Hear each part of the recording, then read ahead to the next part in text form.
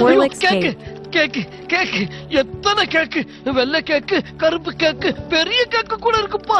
எனக்கு வாய் பார்த்தாது போல இருக்கே தம்பி. இத அப்படியே அமுக்கலாமா? கட் பண்ணி அமுக்கலாமா? ஐயோ எனக்கு கையும் ஓடல காலும் ஓடலையே, என்ன பண்றவேன்னு தெரியலையே. கேக்குல அப்படின்னு அவசியம் இருக்குன்னு தெரியலையே.